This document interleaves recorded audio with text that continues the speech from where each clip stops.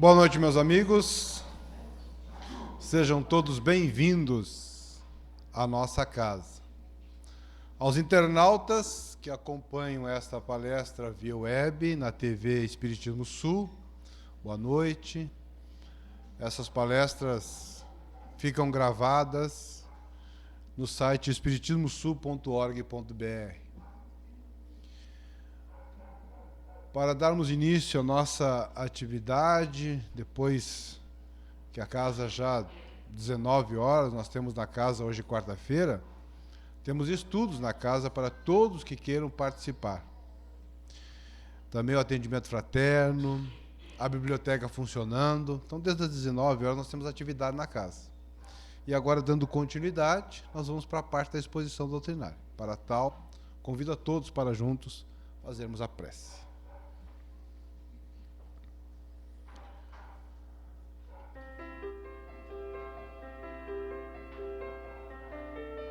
Neste momento que aqui nos reunimos, nós, ó Deus, que procuramos silenciar as nossas mentes, muitas vezes conturbadas do dia a dia, para entrarmos em sintonia com a vossa mente divina, para vos encontrar no nosso íntimo e podermos nesta sintonia nos fortalecermos. Neste momento em que aqui nos reunimos, neste momento de estudos, onde vamos refletir as vossas leis, as leis divinas que regem o universo, as leis da natureza. Nós vos agradecemos, Senhor, as oportunidades que temos de crescimento e as luzes que nos traz o Espiritismo para o entendimento da vida. E vos pedimos nesta hora o amparo dos benfeitores espirituais a nos inspirar, nos auxiliar nesta compreensão, para que consigamos aproveitar estes momentos nossos desta existência. É nesse desejo, sob o amparo da direção espiritual desta casa e do diretor, nosso irmão Bezerra de Menezes, em nome vosso, ó Deus, em nome de Jesus, desses benfeitores espirituais, que nós damos iniciar desta atividade.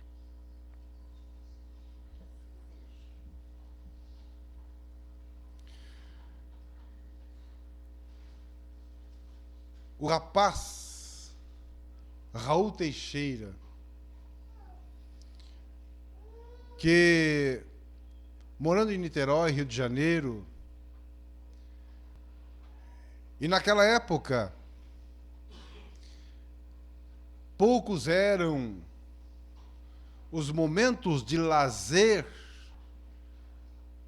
disponíveis à sociedade, aos jovens. E ele estava na sala de aula naquela manhã, quando seus colegas disseram que iriam à tarde para ver o espetáculo no circo que chegava à cidade. Combinavam os moços, os meninos, as meninas, pois era um momento de diversão que tinham, dos poucos que tinham na época, e já se combinavam de se encontrarem para irem juntos ao circo, que aproximadamente 14 horas iria abrir para o primeiro espetáculo. Ele estava ansioso porque também queria ir. E chegando em casa, mal se alimentou, porque estava ansioso, e esperava o seu pai que chegasse para que ele pudesse pedir o valor do ingresso de entrada para aquele circo, para aquele espetáculo. E as horas já começavam a passar, já era 12:30, já era 1h da tarde, nada do pai chegar e ele já estava preocupado, pois temia atrasar-se, apesar de que da janela do seu quarto ele conseguia enxergar ao longe, por cima das casas, parte de cima do circo que já estava armado. E era 1h30 da tarde, nada do pai chegar. Coisa de nunca, o seu pai nunca atrasava-se para o almoço, e naquele dia, justamente naquele dia, ele atrasava-se. Eram 2 horas. Ele já tinha visto alguns dos seus colegas passarem em frente à sua casa em direção ao circo, e ele estava muito entristecido, porque eram 14 horas e o seu pai não havia voltado ainda para que ele pudesse pedir o valor do ingresso para assistir aquele espetáculo. Mas poucos minutos passavam-se das 14 horas e ele estava entristecido em sua casa, pois não pôde ir. Quando ouviu uma gritaria, saiu à frente da casa e viu pessoas correndo. E ele olhou em direção ao circo e viu a fumaça, as labaredas, pois havia acontecido um sinistro. O circo havia pegado fogo e muitas pessoas desencarnaram ali. Mais tarde, pela pena de Chico Xavier, vieram contar os espíritos o acontecido naquele circo onde pessoas desencarnaram naquele sinistro, trazendo um entendimento do porquê Deus que é bom, Deus que é a inteligência suprema, Deus que tudo vê, Deus que tudo prevê, Deus que tudo provê, porque Deus permitia, com todo o seu poder, tais acontecimentos, onde pessoas idosas, jovens e crianças perdiam a vida num acontecimento daqueles. Então esses espíritos vinham agora para trazer ao conhecimento geral, relembrando os princípios da doutrina espírita, de que a justiça divina, ela está presente em tudo. Se existe injustos, se existe injustiças, não existe injustiçados. A justiça na lei divina é perfeita. Pois aqueles que ora desencarnavam de tal maneira terrível, resgatavam o seu passado. Quando o Espiritismo, que vem nos trazer as informações, quando Allan Kardec aprofunda-se no estudo das leis divinas, das manifestações espirituais e publica as obras, e entre elas, uma das 5 obras básicas do Espiritismo, o alicerce da doutrina espírita, aonde está assentado esse edifício que cresce dia a dia do Espiritismo. As 5 obras básicas, os 5 livros, entre eles o livro O Céu e o Inferno, que a 4ª obra das 5 que Allan Kardec traz ao conhecimento, porque é ensinamento dado pelo mundo espiritual. No dia 1º de agosto de 1865, há 151 anos atrás, dizendo-nos: somos espíritos imortais. Deus nos criou e criou-nos com vida e vida eterna. Nós temos uma única vida, e esta vida é infinita. Somos imortais. E Deus nos criou simples e ignorantes, a todos iguais, para que, nesse princípio, sob o amparo das suas leis que regem o universo todo, porque Deus criou leis perfeitas. As leis divinas que regem o universo, elas nos conduzem todos à felicidade.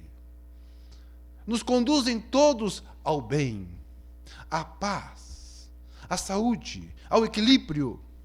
As leis de Deus são para a nossa felicidade. Leis que regem o universo. Para que, tomando conhecimento destas leis e nos sintonizando com elas, alcancemos a nossa felicidade, o nosso bem-estar, a nossa paz, a saúde verdadeira. E para isso nos oferece todo esse campo de estudo e de trabalho, bem como os orientadores que nos vêm ensinar, orientar, mostrar o caminho, sem nos impor nada, mas deixando-nos a livre escolha. Aqui estão as leis, assim funciona, este é o bem. Siga, faça, mas faça você. Aprenda você, se dedique você. E está livre para começar a hora que bem quiser.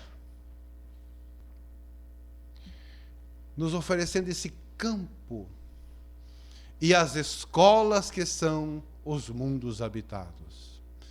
Para nós, a escola terrena. E nós nos vestimos de uma roupagem carnal para estudarmos aqui. É o nosso uniforme. O nosso corpo físico é o nosso uniforme da escola, aonde viemos para aprender. Aprender a lei que nos trará felicidade quando fazermos com que esta lei seja hábito no nosso dia a dia, vivendo-a obedientes, cumpridores desta lei. E nesta lei existe a responsabilidade. A vida, nós somos responsáveis pela vida. A vida, a nossa vida é o que dela fizermos. O que dela quisermos. Então não temos de que reclamar, a não ser de não estarmos fazendo como deveria ser feito. Porque o resultado, o aluno não pode reclamar de outro alguém, das suas notas, a não ser de si mesmo, da sua falta de empenho, da sua falta de dedicação para o aprendizado, a fim de passar nas provas, a fim de ter um bom resultado. O aluno só pode olhar no espelho e dizer: você, do outro lado do espelho, é responsável pela nota baixa que está tirando e pelo sofrimento que está causando a si mesmo. Então, esta escola que nos oferece as oportunidades e a responsabilidade pelos nossos atos. Quando, já disse, mas repito, quando eu estou triste, eu afeto o meu vizinho. Quando eu estou alegre, eu estimulo alguém que está do outro lado do mundo. Porque ninguém faz algo a alguém sem fazer a si mesmo. É a lei de causa e de efeito. Analisando o efeito, nós seremos capazes, pela nossa inteligência, de deduzir a causa. Porque não existe efeito sem uma causa. Então, todas as nossas ações são nossa responsabilidade e teremos que viver com elas, com as suas consequências, com os seus resultados. Então, aqueles espíritos veio agora, através de Chico Xavier, dizer o porquê que naquele espetáculo de circo, aonde era para a alegria, para o divertimento, acontecia aquela tragédia, aonde dezenas de pessoas perderam a vida física. No passado, eram os antigos que nas arenas aplaudiam aqueles que eram jogados aos leões para serem devorados. E aonde ficavam aplaudindo o espetáculo em que pessoas de várias idades, mais velhos, jovens, eram devorados pelas feras. Era o espetáculo da época, aonde pessoas eram queimadas em fogueiras vivas. Era o espetáculo da época.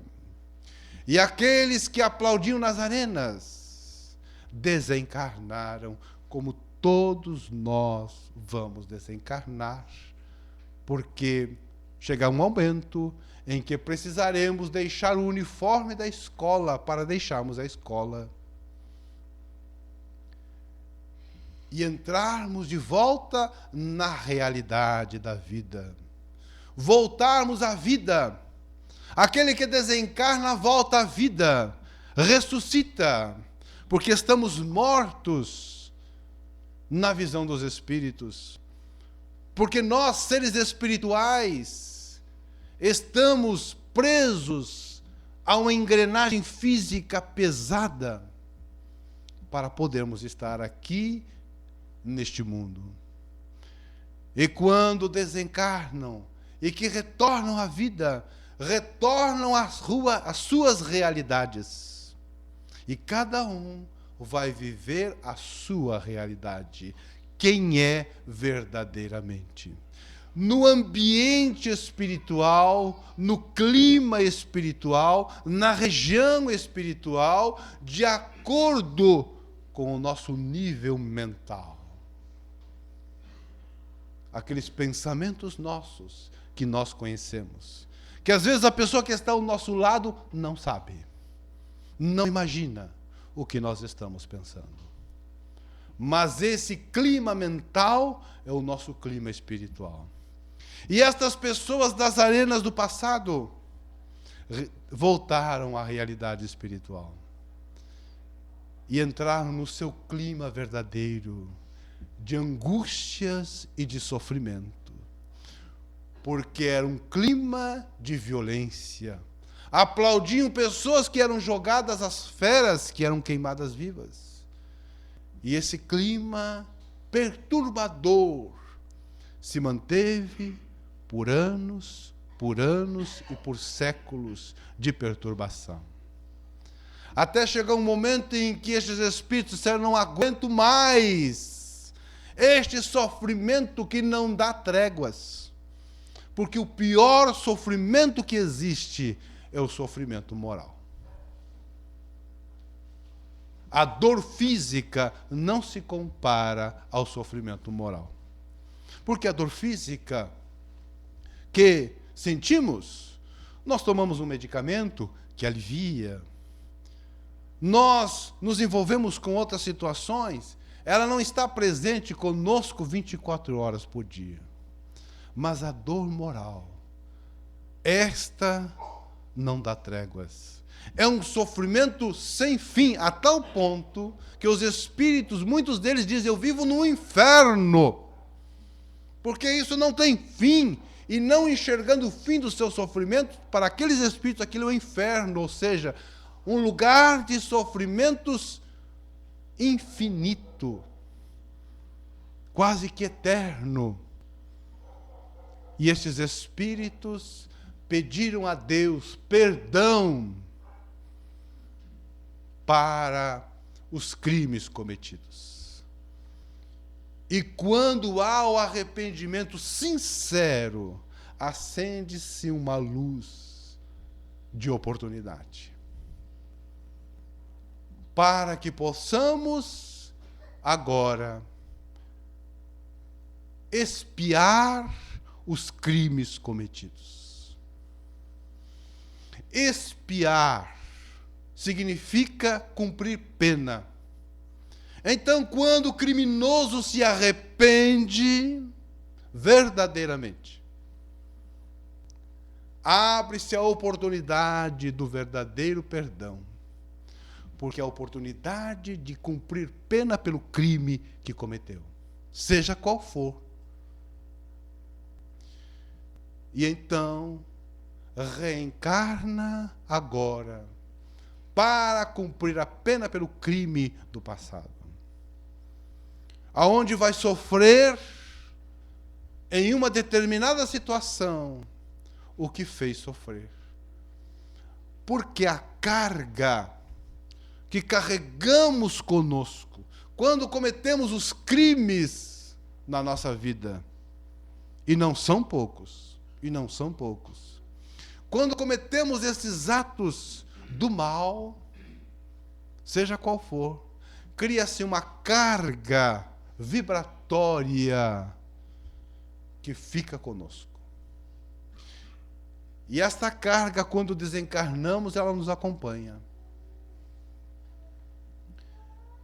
E ela só será eliminada numa nova encarnação, aonde o corpo físico drenará, ou uma situação fará com que essa carga seja dissolvida. Seja numa drenagem no corpo físico, onde reencarnamos já com lesões no corpo físico, pela carga negativa sendo drenada nesse organismo que não resiste, as células não resistem a tal veneno que carregamos no campo espiritual, que lesam-se e reencarnamos já com enfermidades graves. Ou então, nós pedimos para que em determinado momento da nossa encarnação, nós passemos por uma situação que fizemos no passado. O crime que cometemos no passado, nós pedimos para passar por ele agora, nesta encarnação, para que esta emoção, essa carga toda, ela seja drenada no momento.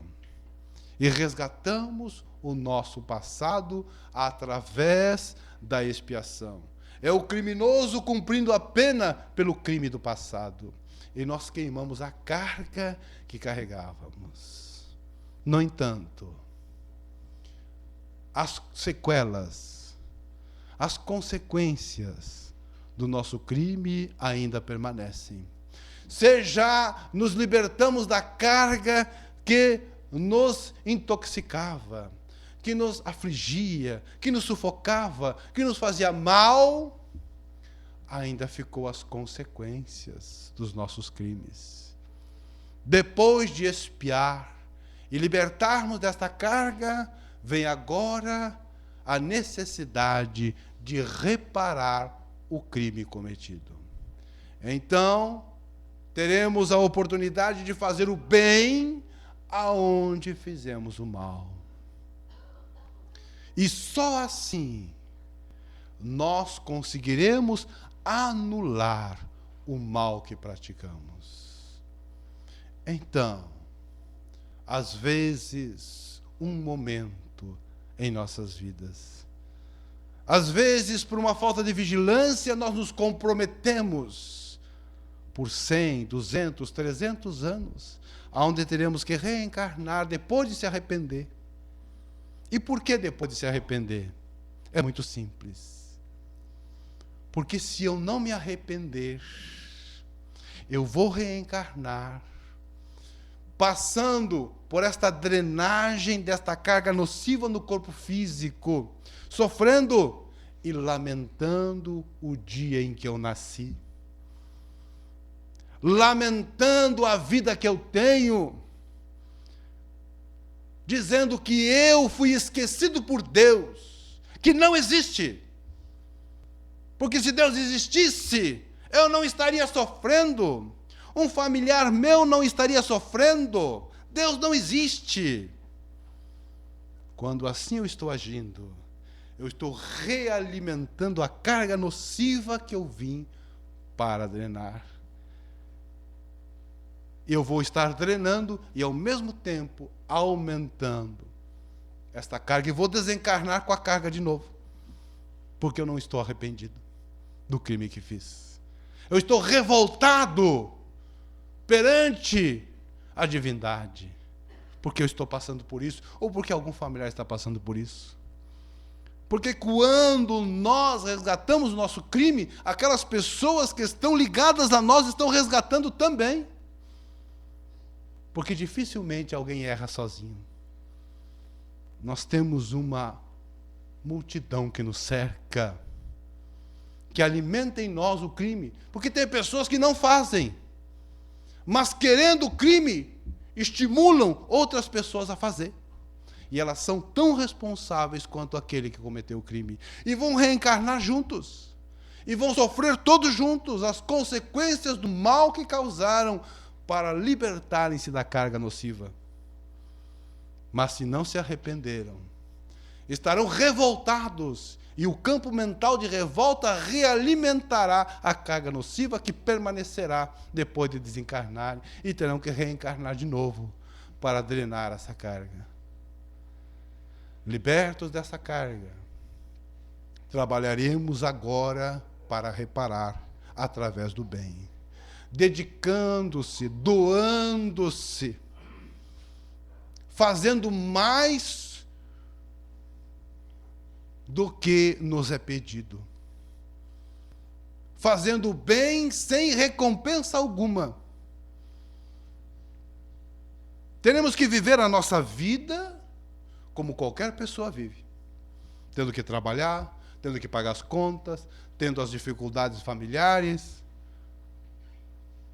tudo aquilo que qualquer pessoa vive, mas com o que a mais? De doarmos as nossas horas que seriam de descanso, que seriam de lazer, para o bem, sem esperar recompensa. Porque se alguém vier nos agradecer, nós estamos sendo pagos pelo que fizemos. Porque tem pessoas que não cobram dinheiro, algumas cobram. Tem algumas que chegam e dão valor. Olha, esse passe de hoje você está carregado. Cenzinho assim por esse passe vai. Um cenzinho nós te demos um descarrego bom aí. Mas tem outros que não cobram dinheiro. não te cobro. Eu disse, não, não é nada, mas se você quiser deixar alguma coisa, sai mais caro se cobrasse. Era preferível ter cobrado. Mas tem outros que dizem, não, mas não. Que esperança. Não, não recebo nada. Não, não, não. Se quiser ajudar a casa espírita, ajuda, mas a mim não. Não, não, não. E se a pessoa não agradecer, ganhou um inimigo. Que ingrato. Veio aqui, estava precisando. Nem um obrigado. Não ligou para a rádio para dizer, mas o seu Leonardo é uma pessoa boa. Apesar da esposa não concordar. Aí eu fico... Porque eu não estou cobrando dinheiro, mas eu estou cobrando reconhecimento. Então eu estou sendo pago. O meu bem já foi pago. Não é resgate de dívida. Não é o reparo da dívida para anulá-la, porque eu estou recebendo. Por isso mesmo Jesus disse que a sua mão direita não sabe o que a esquerda sabe, que a sua mão esquerda não sabe o que a direita fez. Ou seja, quanto menos reconhecimento, menos paga de reconhecimento, melhor. Porque agora sim eu estou me auto-recompensando, porque ninguém me reconheceu. Ninguém disse, mas aquele rapaz é tão bom. Mas aquela pessoa é uma pessoa especial. Mas fulano, a gente pode contar. É uma pessoa boa. Agora, se disserem assim, você vem, você chegou na casa espírita antes de todo mundo. A casa espírita tem atividade às 7 horas, você chegou às 5 da tarde. Não é tu, Paulo. Paulo já achou que era ele que ia falar. Não é tu, Paulo. O Paulo chega sempre às 5, mas não é. Mas a pessoa chegou às 5 da tarde e passou um pano, limpou as cadeiras para que não ficasse nem um pozinho aqui para as pessoas que vão sentar com a sua roupa limpa, acabem sujando a roupa. Colocou um bom ar para ficar um ambiente perfumado. Aí chega o presidente da casa e diz assim, mas essas cadeiras não ficaram bem. Quem é que estava aqui? Quem é que arrumou isso aqui? Fui eu. Tem que arrumar melhor essas cadeiras. Mas ficou tudo fora de linha. Aí sim valeu. Porque além de não receber nenhum reconhecimento, ainda fui criticado por ter feito isso. Agora, se eu guardei mágoa, é a carga que está se acumulando de novo em mim. Mas se eu não guardar mágoa, eu disser para o presidente, eu te amo, presidente. Não guardar ressentimento, arrumar a cadeira e seguir o trabalho, em paz comigo mesmo, agora sim. Então, aquele que não receber reconhecimento, e além disso, de Jesus, se em meu nome fores perseguido, e se fores morto em meu nome, herdarás o reino dos céus. Porque até então, nós conhecemos o inferno da revolta, quando alguém nos aponta o dedo. E o pior de tudo, quando alguém diz algo para nós e tem razão. A pior coisa que tem é a esposa falar a verdade para o marido. Porque ela sabe, ela conhece, ela convive com aquela coisa há 20 anos. Então, quando ela diz, ela dá na ferida, assim, ó. Aí, pronto, está feita a porqueira. Porque quando nos tocam na ferida, nós ficamos uma fera, porque é verdade. E a gente não pode dizer nada, a gente até tenta se defender. E pula daqui, pula de lá, mas não adianta, foi tocado na ferida. Porque quando nos dizem algo que não é verdade, a gente não sente nada. Tocarem em nós e não for na ferida, a gente não sente nada. A gente só fica brabo quando é verdade. A gente fica brabo. Então é o nosso inferno. Mas eu não aguento mais essa mulher. Ah, mas esse homem não vale nada. Esse traste que eu casei, bem disse a minha mãe. Pois é, a sogra tinha razão. Então a pessoa vive no inferno até o dia em que ela descobre que fazer sem esperar reconhecimento, e mais ainda, se for perseguido, se for criticado, se for caluniado em nome de Jesus, conhecereis o céu, porque estarás em paz contigo mesmo. Eis o céu em nossas vidas. O céu e o inferno estão em nós mesmos, estão na nossa consciência, porque as leis de Deus estão na consciência. Então nós poderemos estar no céu ou no inferno, a escolha é nossa. Ah, mas eu vivo no inferno. Sai dele então. Vai para o céu.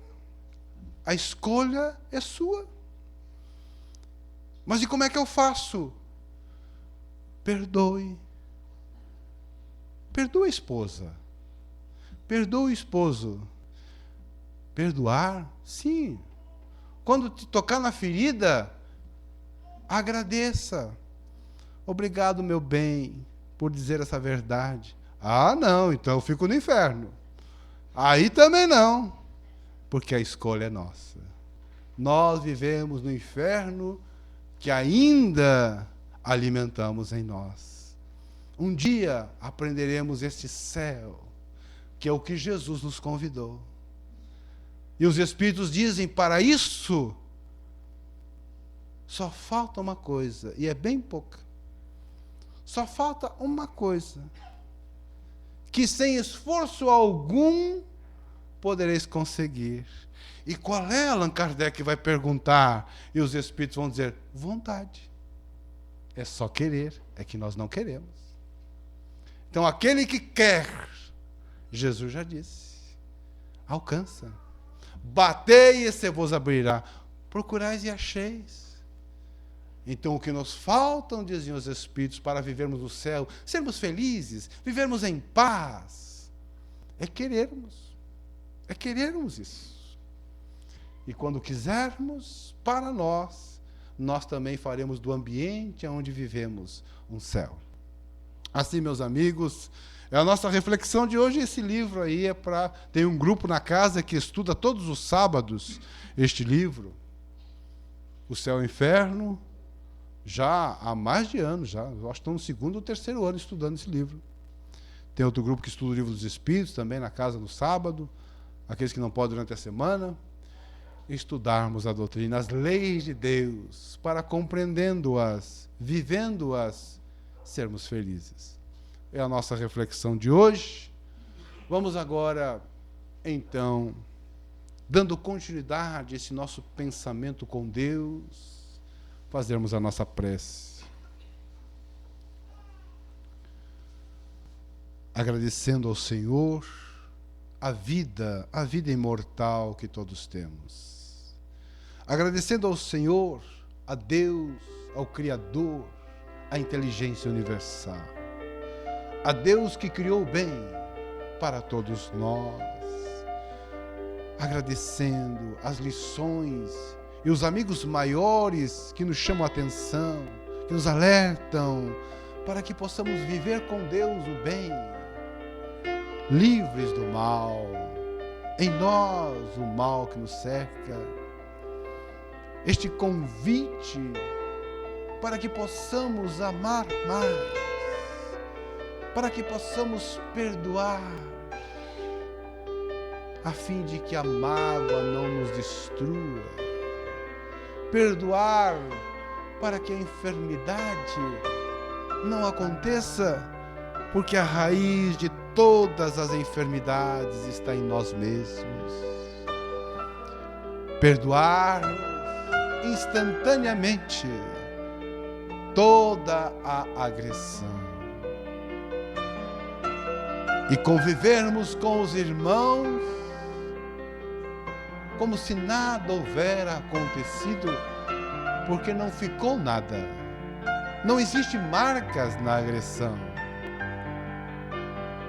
E como nada ficou, o nosso convívio continua o mesmo.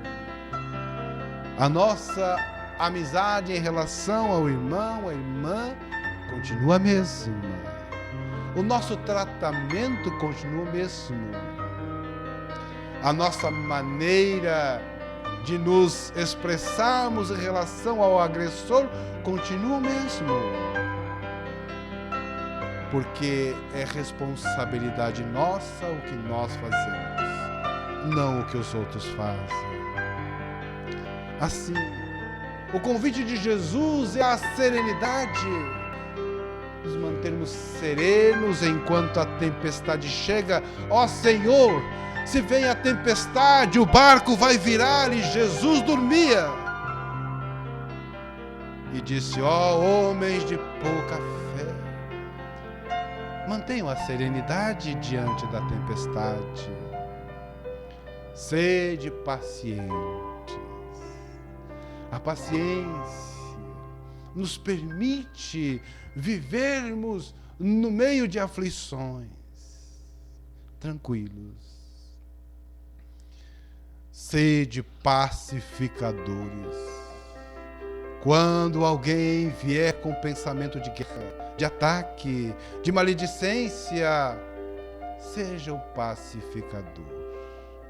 Aquele que consegue enxergar o bem e não o mal. Aquele que é capaz de ver no próximo o bem que exercita em si e não o mal que não quer mais. É o convite de Jesus a cada um de nós para que vivamos no céu e o inferno seja coisa do passado, das lembranças do homem velho. A escolha do céu é nossa. Senhor, que esta luz divina que nos envolve, este amparo dos benfeitores maiores, nos auxilie nesta caminhada, aos nossos familiares e amigos, e aqueles irmãos que estão doentes, que estão necessitados, que ainda são prisioneiros de vícios de variadas matizes, aflitos. Nós oramos pela humanidade. Faça-se na terra o vosso reino de amor, fazendo com que cada um de nós vivencie estas leis divinas.